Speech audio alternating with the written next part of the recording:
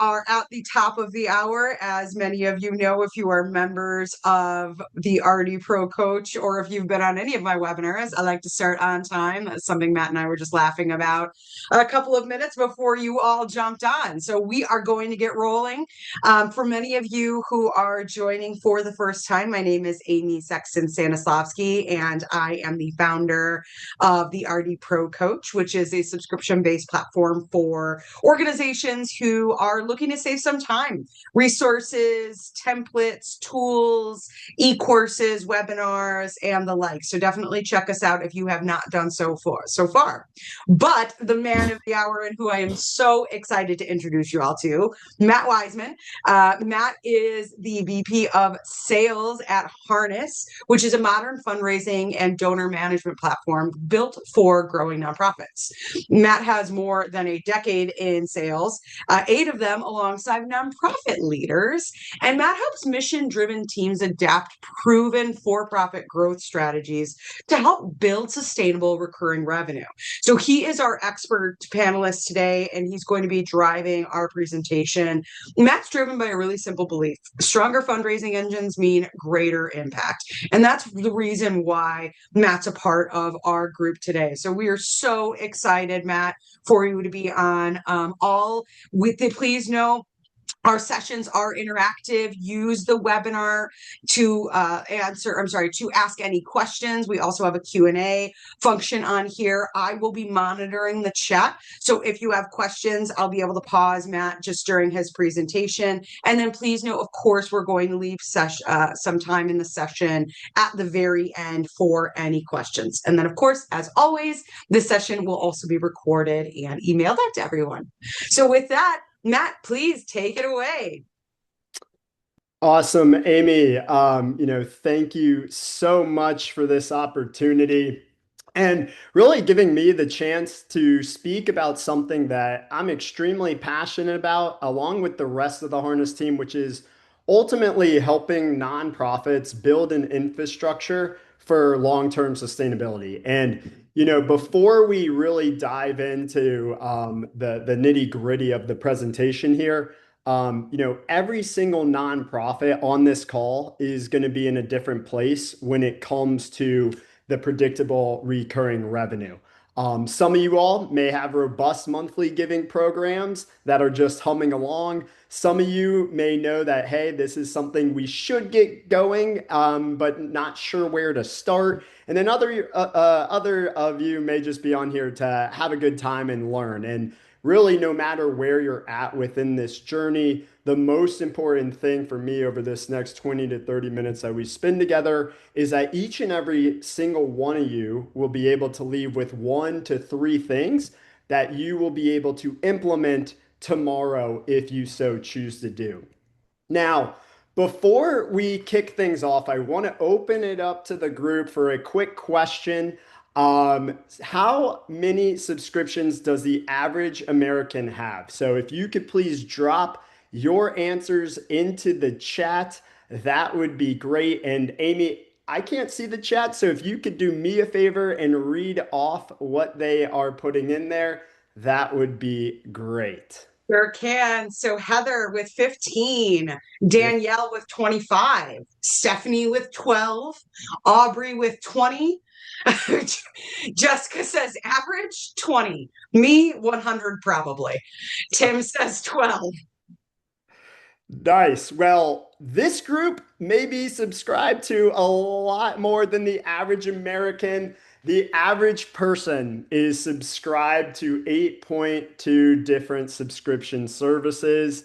And when we think about the subscriptions that we use, some of them we cannot live without. We use it every single day. And then there are probably some as well that we completely forget that we're paying for and are going to be checking all of our subscriptions right after the webinar. But at the end of the day, when we think about the subscription economy and we look at these logos and think about these brands, very rarely do we think about the payment aspect. That is typically out of sight, out of mind. We usually think about the experience that these brands help drive. whether that be movies, TV shows, music, whatever it may be. And when you think about this whole model in general, it's really centered around one thing, the experience, and creating such a good experience that you will not leave. And we've all been acclimated to the subscription model for more than 2 decades at this point. And we've been trained through this model to hold on to ongoing relationships of things that we value. Now, I want you to picture the opposite of the subscription model.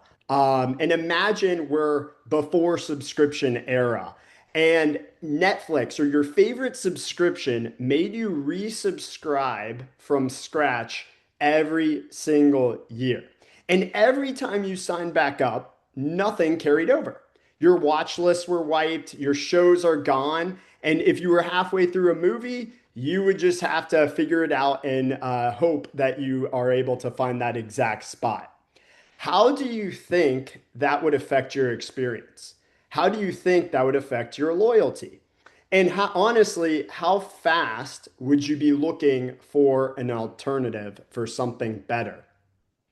Now, here's what's wild. The subscription era, before that was not too long ago, and it was a world we actually lived in. And I want to rewind time back to 2004 in a much simpler time before the iPhone, before streaming, before you could watch almost anything at the touch of your fingertips.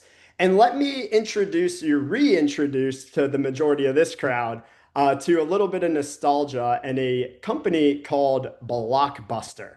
So this store was a childhood memory for a lot of folks, or a memory that comes with family time, and a store of which felt like had thousands of VHS tapes, if we remember what a VHS is, the best candy at the counter, and really it was just a Friday night ritual for most families, wandering the aisles and picking a family movie night. Back in 2004, Blockbuster was at its peak. It had over 9,000 stores across the US, had 60,000 employees working for the company, and over $6 billion in annual revenue. They were literally on top of the world. And if you said, hey, this company is going to be gone in a few years, you would have been laughed at. So, what happened to one of the most prominent movie stores in the United States history? Well, if we zoom out and we be a fly on the wall in the boardroom and think about what those conversations were like at Blockbuster, it really boiled down to two main things. Number one, acquisition. Number two, transactions. So the moment a customer left the store and dropped their movie into the return slot, most of their energy was focused on answering one question. How do we get that customer back in the store? What promo should we run? How do we target them? What is the best channel? What ads should we be mailing them? The whole machine of Blockbuster was optimized around the transaction. Get them in the door, get them to rent something, and repeat this. And to actually drive the transactional model home even further, something people don't actually realize about Blockbuster is that a fifth, 20% of Blockbuster's revenue was driven through late fees. A fifth of their revenue was driven through late fees, meaning Blockbuster profited when the relationship started to break. And the thing as a customer back in the day is we knew there were late fees, but we didn't really blink an eye at it because there weren't many alternative business models out there. It was more of, hey, this is what it is, and this is the status quo. However, there was this tiny company at the time who had an idea of a completely different model. And this company actually started back in 1997, a company called Netflix. And as the story goes, whether it's true or not, the founder said he wanted to start this company because he got hit with a $40 late fee. And $40 probably back in 1997 was a lot different than $40 today. And what he said is there has to be a better way. No stores, no due dates, no late fees. Just what if we charge a flat rate on a monthly basis? And just like that, people laughed at that idea, just like they were laughing at the idea of Blockbuster dying. And to be frank, I will never forget when I was a child and my uncle, he was the first person I knew who used Netflix, and I saw this DVD in the mail and I was like, "What are you doing? You would actually rather wait for something in the mail than just go to the store and get the VHS or the DVD." And I was completely wrong, like a lot of other people. I thought this was a complete gimmick at the time, but it obviously wasn't.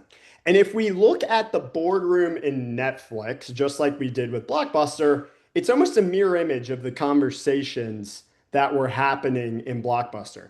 Instead of obsessing over acquisition and transactions, they were focused on experience and retention. The only way Netflix made money was by keeping you happy enough to stay subscribed. No penalties to fall back on. So every dollar that Netflix was generating went back into the experience and the relationships, the recommendations, the convenience, removing every single reason their subscribers had to leave. And we've all lived through this massive transition of Netflix and benefited from the investment that they put in us. From shipping DVDs to going online to producing their own shows to personalized suggestions, Netflix invested in never giving you a reason to leave. Blockbuster invested in getting you back in the store. Same industry, opposite economics. And when we look at their two models, one is still around, the other is not. The one that prioritized profiting when the relationship broke is the one who's no longer here, while the one who profited by keeping the relationship healthy and developing that is the one that is still here. So the transactional model didn't just lose, it died. Now, here's the uncomfortable part about the nonprofit space. Most nonprofits today are standing where Blockbuster stood. Now, when I say this, I'm not saying that you're intentionally letting the relationships fall apart and you're profiting when they do. We all know that's not true. But if we actually think about the way the majority of nonprofits run their business model, it is eerily similar. Acquisition is typically the whole focus, and the donor experience too often ends up on the back burner. And it's really nobody's fault. It's just the way things have always been done. The reality is, you all don't get many high fives for thanking a low or mid level donor. You get the praise for pulling off the big fundraiser, landing the big corporate check, getting a new major donor. And then when those moments are done, we go on to the next one.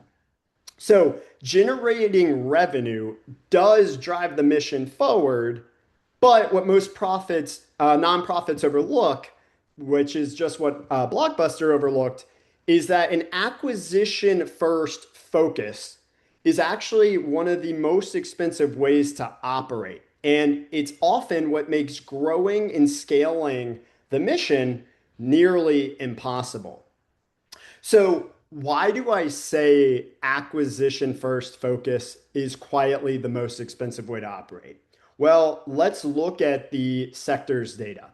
One of the most important numbers that, we monitor and something I would recommend you all looking at is retention, right? It seems pretty obvious to focus on this. However, a lot of the times it's something we know about, but something we don't really prioritize. And there's really two key retention data points.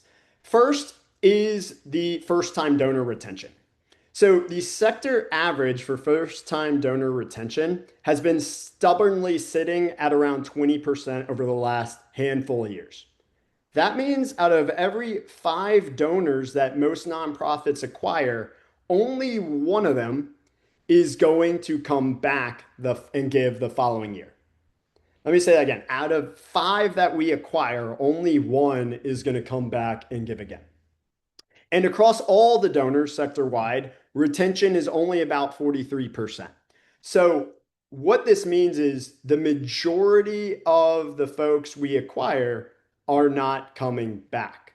And when they don't come back, you're constantly looking to refill a leaky bucket.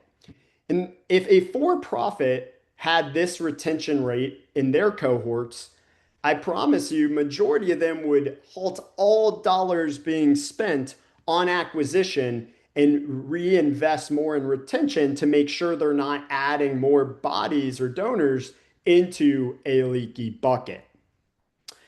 And it's not just the retention math that is working against the sector. It's the cost to acquire that first gift that usually doesn't pencil out either. So on average, it costs roughly 125 to 150% of a donor's first gift to acquire them.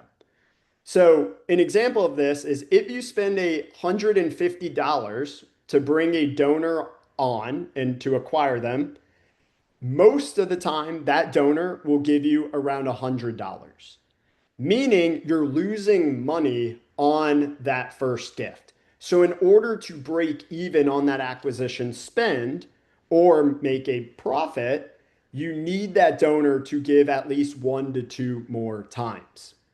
And here's the crazy part. We just talked about the first time retention is at 20%.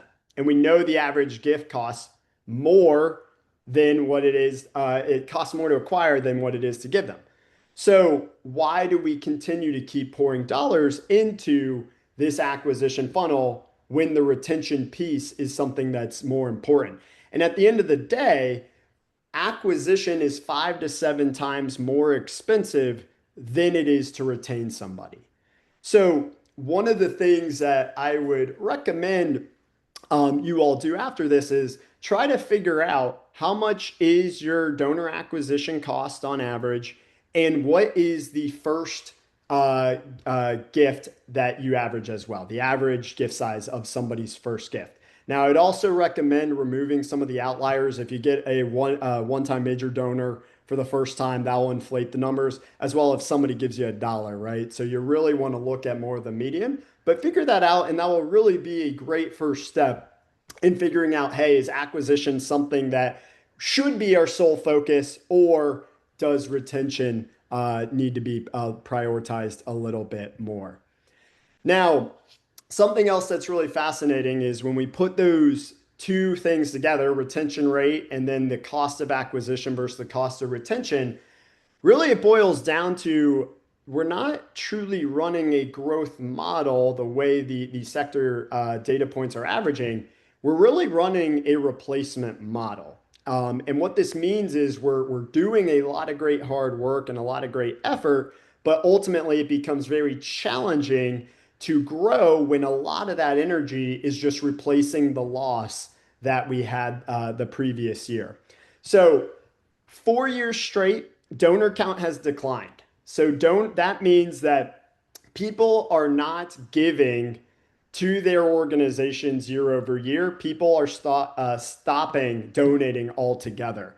The other thing that's fascinating, and this goes more into the retention as well, is the micro donors are plummeting. So it's down almost 9% from last year, meaning people who are willing to give smaller donations are starting to feel that their donations are not doing that much for the nonprofits. Now, why would somebody feel that way? Well, obviously, it comes down to maybe they're not getting the stewardship that they need. Now, the good news about these data points you're looking at the screen is that means there's a massive opportunity. So there is a massive opportunity for you to prioritize the donor experience and especially focus on the relationships of those smaller donors, because these smaller donors today are the future donors of tomorrow and the people who have the potential to give more as they ladder up in their career and personal life. And a lot of nonprofits that we see having success are the ones who treat these smaller donors as a vital part of their fundraising plan, just as much as the major donors.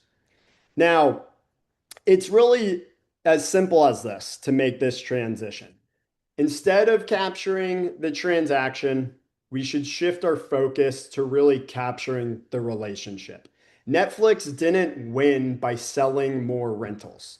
It changed what it's selling. And for us, the shift isn't really one time to monthly. It's transactional to relational at every single giving level, not just your major donors. And if we think about the brands we love the most, this is the shift that they made, and this is why you continue to be loyal to those brands.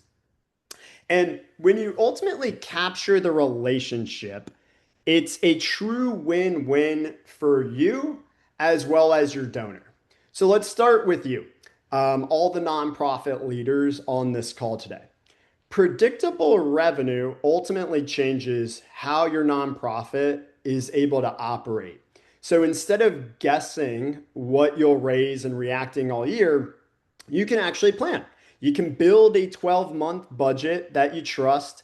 You can commit to programs and hires and keep staff without wondering if the money will show up, and ultimately make proactive strategic bets instead of scrambling to plug in some of the gaps.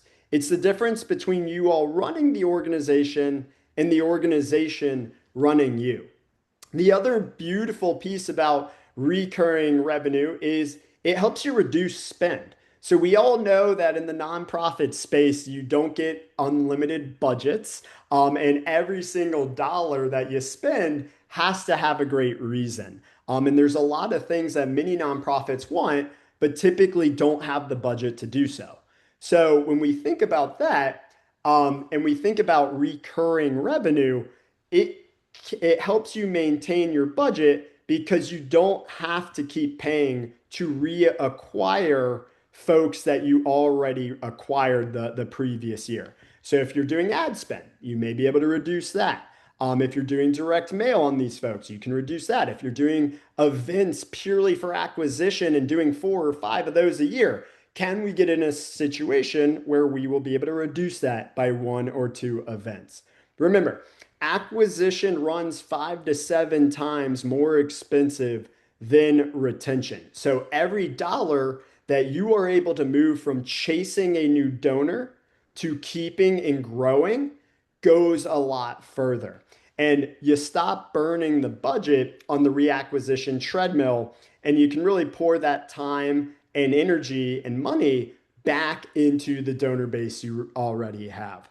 And that's really when this flywheel starts compounding. When you're able to reinvest into the experience, donors can feel it. They feel known. They feel like they have a relationship. And when they feel like they have a relationship, they're going to stay longer. They're going to spread the word of mouth. And they're ultimately going to grow with your organization and give more over time. And when they give more over time, that is when your revenue becomes even more predictable and it keeps on compounding. And ultimately, on the donor side, the reason it's a win for them is instead of every time they see your nonprofit in their email inbox and wondering how much do they need this time with an ask, that it starts to shift their perception and their mindset to what impact did I have? What story are they going to share with me this time? And when they are able to cross the chasm between transactional and relational, again, it's when they start to really become extremely loyal and you're able to maximize that relationship and they will continue giving even more. So, how do we make this transition from transactional to relational? Well, there's really 3 key parts that we boil it down to in order to make this transition and have success when it comes to building a recurring giving program. So, invite, experience, and grow. And the only thing to really get this thing going is a decision. It's a organizational decision to say, hey, we want to prioritize predictable revenue. Ideally, this is built into your strategic plan, your fundraising plan. But if it's not, what is holding you back from making a decision to say, hey, let's get this going and focus on it for 1 quarter? So I want to break each one of these down one at a time. So let's start with the first step, which is invite. Now, the word invite is intentionally used here. We want it to feel like it is an invitation to join something. We want donors to feel like they are being invited to something that is bigger than themselves. And uh, at the end of the day, a lot of times when we see a monthly giving program, we say, oh, yes, we have an option on our giving form, right? Or, oh, yes, it's a checkbox. At the end of the day, nobody is going to commit to a long-term gift because of a checkbox or because it's an option. The way they will commit is again by branding this as a program and making it something that they feel is really important to the nonprofit. So, the first thing I want you all to think of is if you have a monthly giving program or if you're thinking about starting one, what is an identity that you can give it? So, instead of saying, hey, be a monthly donor, is there a way you can brand it? So, in this case, become a change maker or become a guardian or join our circle of friends. There's many different names that you can use in order to be able to market this as a group, as something that somebody wants to be a part of. Once you have the name figured out, get creative as far as how you're going to market it and give people a reason to belong. What we typically see is most organizations do a good job of communicating the impact donors can have. Meaning, hey, if you give $25 a month, it's going to do X, right? Or if you give $50 a month, it will do Y. But the most successful programs we see out there obviously do a great job of communicating the monthly impact, but what they also do is get really creative on different value adds to these donors that ultimately cost the organization nothing. It just takes a little elbow grease to figure out what are some of those offerings you can do. Whether, for instance, insider access. Some of you have a great opportunity to pull out your phone and get footage of behind the scenes moments. Every single person loves behind the scenes moments of whatever they're passionate about. It's a simple way that you could say, hey, here is an extra benefit for being a change maker. And then exclusivity as well. So, exclusivity comes in many different ways depending on the way you fundraise. But is there a appreciation event that you can do just for the change makers? Or is there a ticket that they can get at the event that you're going to throw that gives them some additional perk that other donors do not? So when we think again about getting people in the door, brand the program and think of different ways that you can make this feel almost like an exclusive group to be a part of with some additional perks. Now, the invitation and that marketing gets them in the door. Now it's really time to deliver the experience you promised because that's ultimately what's going to keep them around. And I want you to go think back to the Netflix example.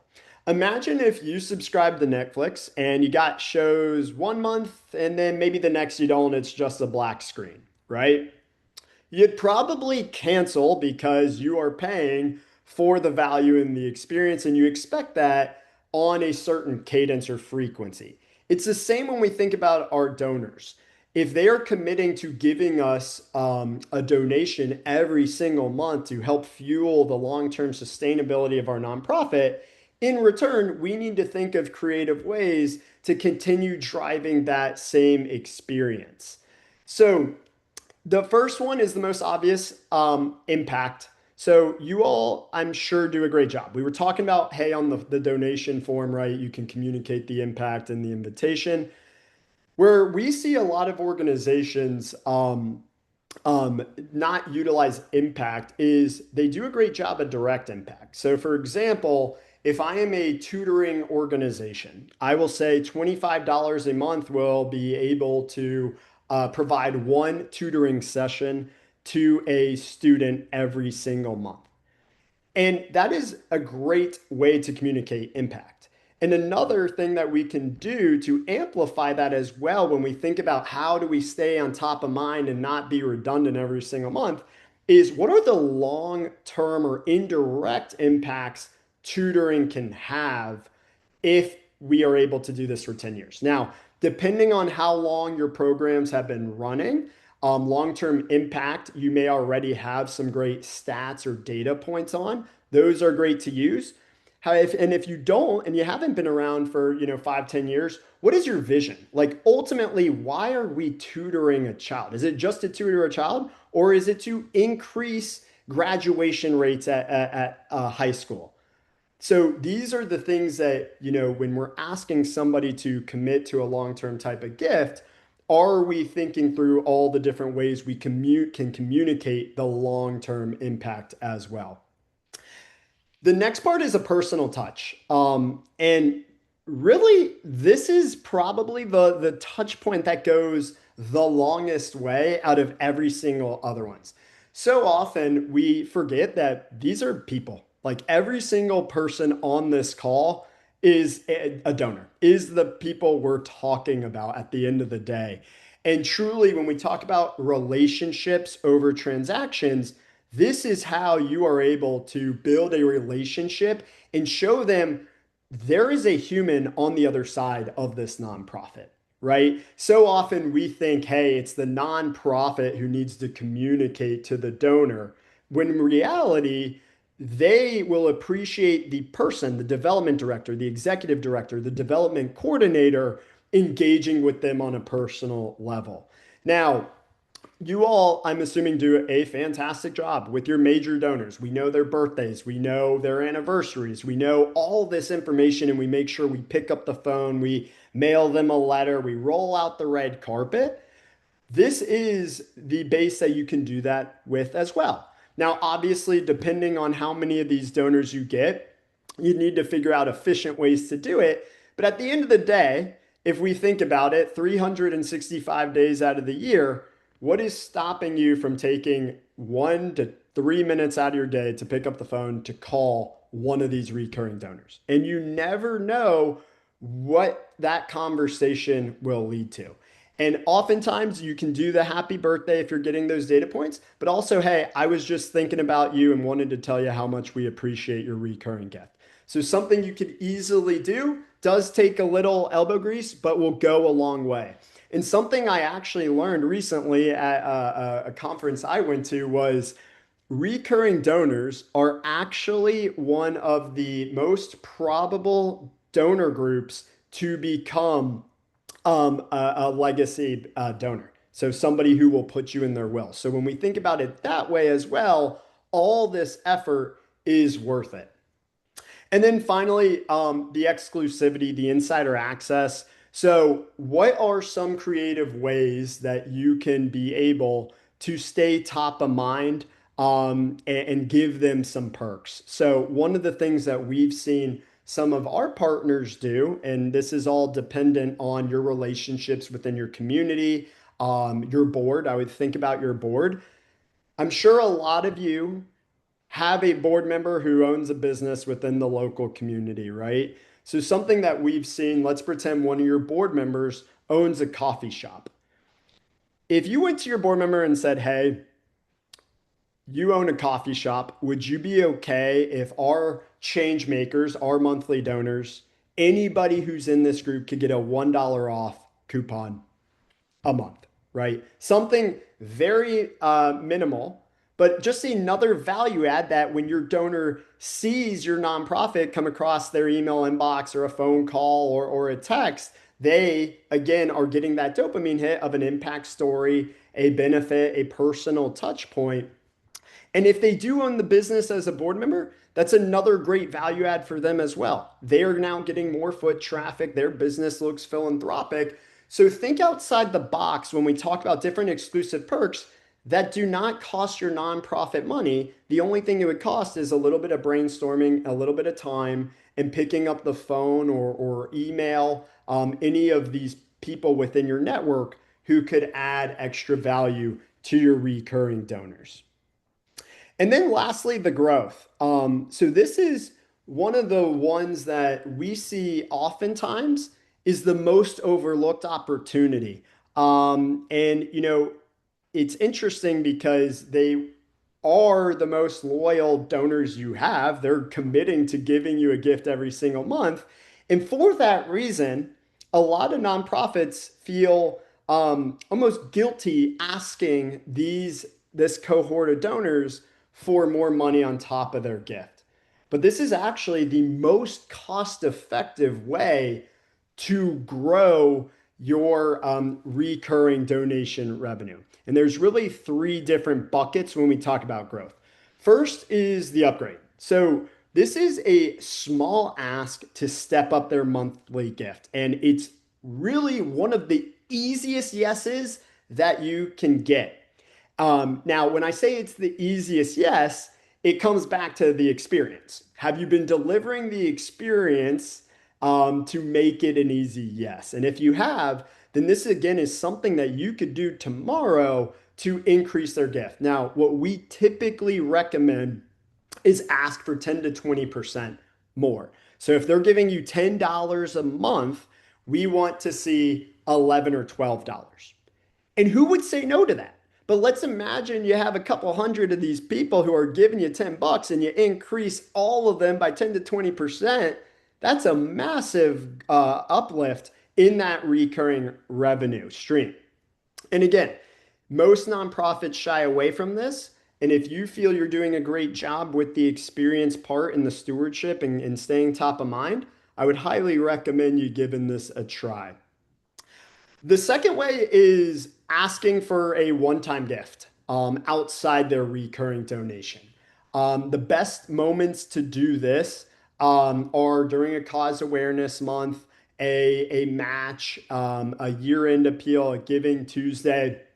Again, we want to be very strategic about when we make this additional ask to this group, but it is something that has extremely high conversion rates when you are doing well engaging with those donors. And one of the best times to make an additional ask is when they are engaging with the experience you're providing. So if they're picking up the phone after a personal touch, or they are replying to your email or replying to a text, whatever have you, those are great signs. And typically what we want to see is anywhere from 2 to 3 engagements before making that ask. So if they are engaging back and forth with you from the experience, you don't want to do it right when they reply and say, oh, thank you for the update. Oh, okay, how much money? Or can you give us more money? You don't want to do that, but you want to do it after 2 to 3 of those engagements. And then the last thing, so referrals in any for-profit business is one of the best and most cost-effective and efficient way to grow. And there's a lot of opportune times, again, to ask for a referral. Uh, and what we see work as well is when you do the experience, I keep going back to the experience piece, but it's the same thing. When they're engaging back and forth with you, now you got to be strategic. You can't ask them for an additional gift or upgrade their recurring gift and a referral at once, but we're talking about 365 days out of the year, right? So if we are strategic about that spacing and where their engagement is, it's another solid way to build your donor base without having to spend the money that acquisition typically takes.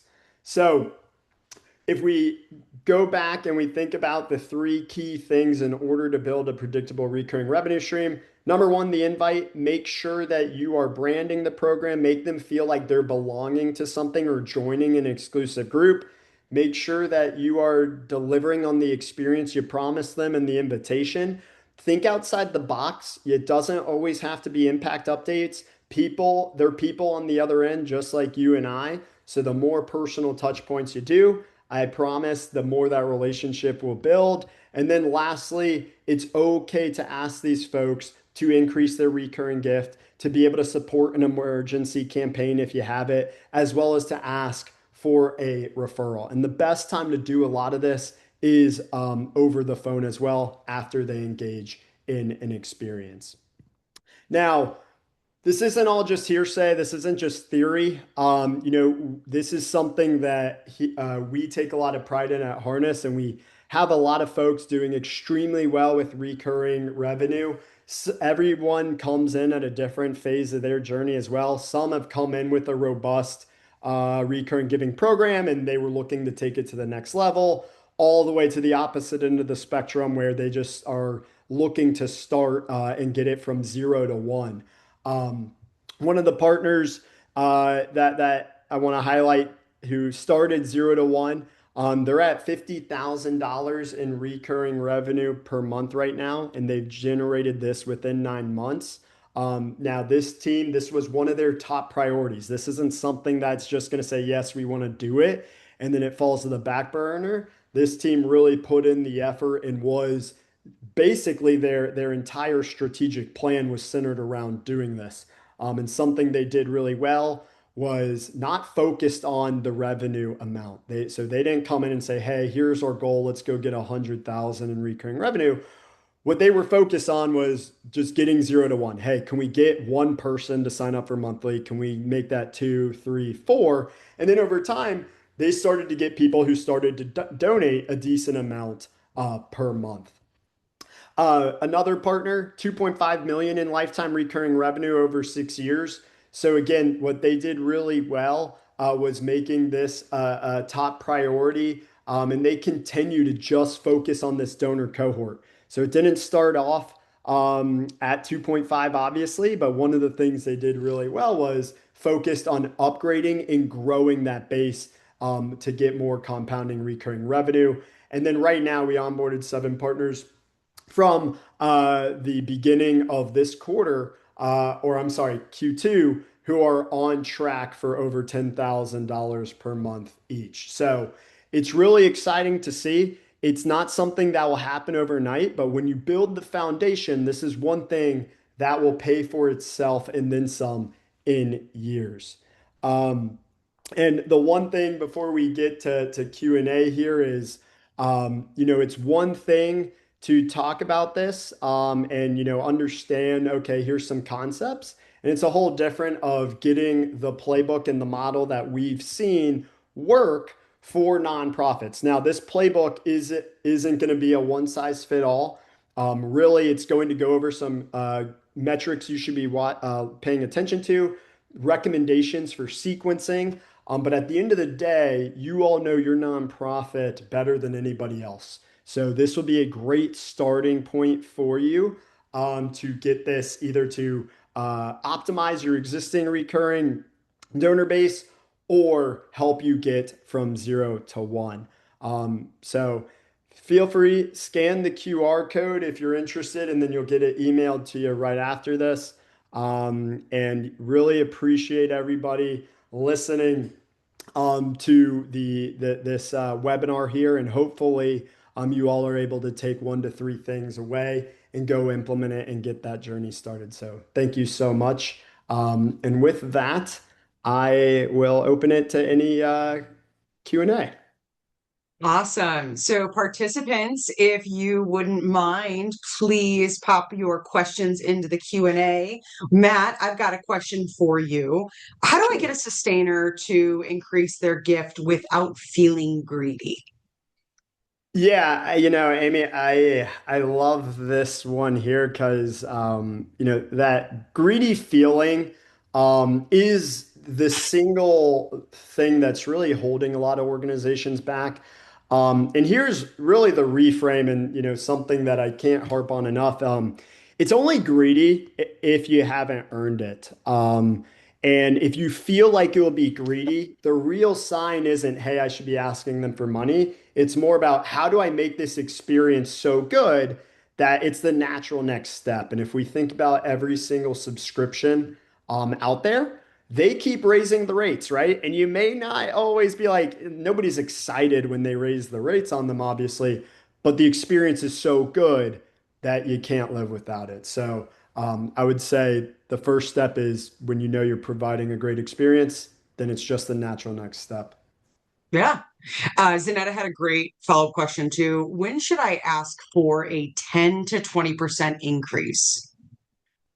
So the best time to ask for a 10 to 20% increase is, the rule of thumb that we typically tell our clients, as well as what I've heard from industry leaders and a lot of our consultant partners, just like Amy, is the seven touch rule. So typically, you always want to do seven engagement touch points before you make an ask. Oftentimes, we don't see that from a lot of nonprofits. It's typically, hey, we gave them a gift receipt and then we sent them a thank you note and then we ask. So where I would start is what are different seven engagement touch points, and then the most optimal time is when they're engaging back after that. That's awesome, Matt. Stephanie asks, any tips for how to encourage leadership to embrace this concept?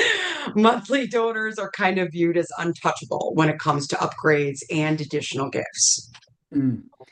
Um, Yeah, that's interesting. Each leadership team is different. And each nonprofit is in a different financial situation. So there is no one thing I could say that will work for every nonprofit. Like obviously the one-time gift is instant cash up front, depending on the size of the gift. What I would say is how many donors are we missing by not asking for a simple recurring donation? And what I mean by that is, no board member or leadership team is going to get excited over $5 a month.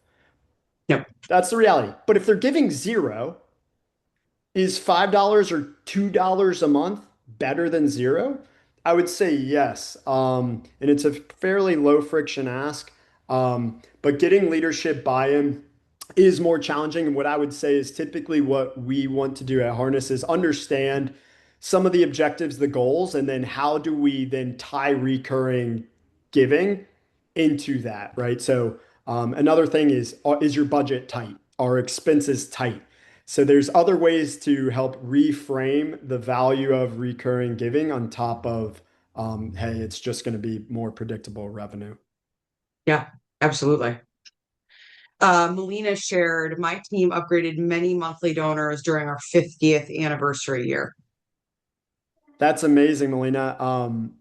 It may be a long thing to chat out, but I'm curious, like, how did you, for the rest of the group, what did you do? Was it simply, hey, you targeted folks who are around $45 or 40 and you asked them to give 50 a month? Like, if you have the time, would love to understand that because not many nonprofits do look to upgrade, and it's awesome to see that you and your team took the step for a great anchor event. That's what we call these an anchor event. We anchored to the 50th anniversary. And Melina said, yes, we asked the lower donors. That's awesome. Well, great job, Melina. And that's exactly one of the best things you can do in the most cost-effective way to raise your donations. Yeah. Melina also says we transitioned into a new system. So part of that, it was part of that effort too. I do have a couple more questions for you, Matt. If we have basically zero recurring giving today, or if we're a small shop with no dedicated development staff, what's our very first step? Um, yeah, listen, there's always a lot of nonprofits out there where, bandwidth is a real thing. You have a ton of things on your plate that you're juggling. You have a lot of different priorities. The board is pushing you in a lot of different directions, but honestly, it's way less effort than you think. And it's really just about getting started. So the first thing that we typically recommend is look at your donation form, whoever you use right now. Is it defaulted to monthly giving? Step one, default it to monthly giving. Step two is if you have the ability, think through the impact. So, what are the different impacts each level of monthly giving can have for your organization, right? And typically, where we see the highest conversions is communicating the long-term impact, like I was talking about. It's a long-term type of gift. So, don't say what it does directly, say what it can do over a 5 to 10 year period, we typically see that because they feel like, oh, $10 a month, I didn't realize could do this, but we're communicating $10 a month over, 10 years. Um, and then what I would say for the lean team piece is, you know, it's actually easier as a smaller team. You have the advantage here because you can be more personal than larger teams who have larger donors. So when we talk about the experience, if you have one or two donors, it's much easier for you to pick up the phone and tell them how much they mean to you. A 30-second conversation goes a long way. But what I would say is just focus on getting the first recurring donor. That should be the only goal. Then make it two, then five, then 10. Yeah. And one more question here, Matt. What does a referral ask actually look like in practice? Yeah, so what I would say is the timing of the ask goes back to when you feel like you've given them a good experience, they're showing some of the engagement, right? Where we typically recommend doing it is in person or on the phone. If you do it via email, it's not going to come off very authentic. A lot of the times, people like helping people at the end of the day, right? And it's important that they know who you are, the executive director, the development director, et cetera, rather than just, oh, I give to this organization. No, I'm giving to, Amy, who is the executive director. Of course, I love the organization. And when you build that relationship, people will refer. But again, it comes back to give them a great experience and then find ways to pick up the phone or at an event that you have, shake their hands. And I'm telling you, the people who are giving the monthly amount are going to refer even more because they're going to be like, wow, I'm not even giving that much, and these people are giving me this red carpet treatment. Love that. Awesome. Those were all of the questions I see here, Matt. Just any parting words to our group, and then group, of course, if you have any other burning questions, please put them in the chat or the Q&A. But anything else, Matt, you want to add as we start to close?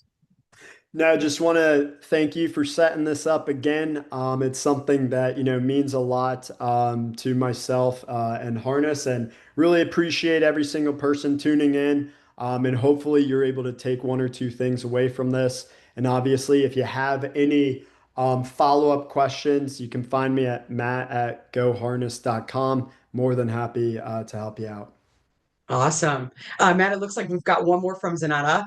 As we consider approaching business outside of our board members about providing perks for recurring donors, what benefits can we offer participating businesses beyond the potential of gaining new customers? For example, are there effective ways nonprofits recognize and promote these business partners to create a mutually beneficial relationship? Yeah, absolutely. I think, there's many different ways that you can have a relationship with a business. I think it all depends on the business, what the business goals are as well.